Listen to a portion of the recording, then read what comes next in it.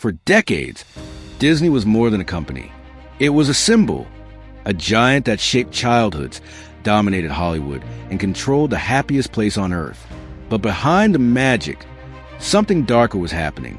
The stock, once considered untouchable, was slowly slipping from glory. Investors didn't panic at first. It was Disney, after all, a company with theme parks, blockbuster movies, and arguably the strongest brand recognition in the world. What could possibly go wrong? Everything, and it all happened faster than anyone expected. The trouble began quietly. Production costs were rising. Streaming competition was exploding. And Disney's biggest bet, Disney Plus, was bleeding money every single day. At first, this seemed normal. Every new streaming platform loses cash at launch. But months turned into years, and the losses kept piling so high that Wall Street started asking a terrifying question. What if Disney had entered the streaming war too late? Then came the movie flops. Projects that once guaranteed billions suddenly started failing. Fans were complaining about quality. Critics were harsher than ever. And in the boardroom, executives were scrambling, unsure if the golden age of Disney storytelling had finally come to an end. But nothing worried investors more than ESPN. For a decade, ESPN was the crown jewel of cable television, a profit machine. But when millions of households canceled their cable subscriptions and switched to streaming, ESPN's revenue fell like a stone. And since ESPN was one of Disney's most valuable assets, its decline shook Wall Street like an earthquake. Suddenly, analysts were whispering something unthinkable. Disney may no longer be a safe stock. By the time Disney stock hit multi-year lows, the company went from America's entertainment powerhouse to a struggling giant trying to survive a new era. That's when Disney made its most dramatic move, a move no one saw coming. Bob Iger returned. The CEO who built modern Disney was brought back to save it. The same man who acquired Pixar, Marvel, and Lucasfilm, the man who transformed Disney into a global empire, was now being asked to fix the wreckage. The moment his return was announced, everything changed. Investors who had abandoned the stock suddenly paused. Markets reacted instantly. Analysts who had written Disney off were now revisiting their predictions.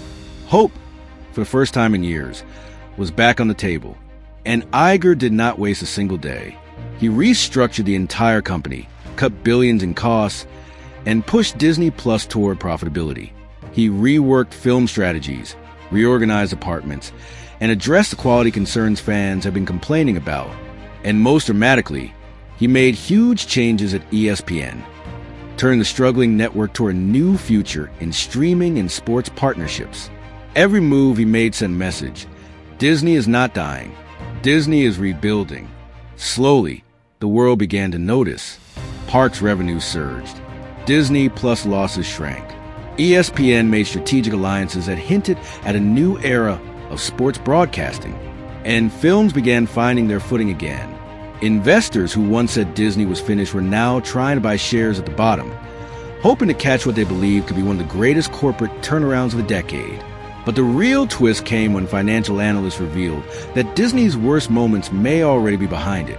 After months of restructuring, layoffs, and strategic decision-making, reports began showing something shocking. Disney's long-term revenue engines were starting to recover. Its debt was stabilizing.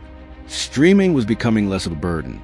And the board was finalizing moves that could reshape the entire entertainment landscape for the next generation. Suddenly, Disney was no longer the wounded giant struggling to survive. It was a heavyweight preparing to fight again. And then came a moment that caught the entire market off guard. The stock began showing signs of strength. Small at first, a few green days, a quiet climb, then a surge after promising earnings. Investors who had given up now felt something they hadn't felt about Disney in years. Confidence. Not because everything was perfect, but because for the first time in a long time, every part Disney, films, parks, ESPN, streaming media, was moving in the same direction. Forward. Maybe Disney was bruised. Maybe it had lost its way. But it wasn't broken. And with Iger steering the ship again, the magic wasn't fading. It was rebuilding. So the real question isn't whether Disney stock is struggling. It's whether the world is witnessing the beginning of one of the biggest corporate comebacks of our time. Investors are watching closely. Analysts are rerunning their models. Fans are paying attention. And Disney, after years of trouble, is finally breathing again. The story isn't over.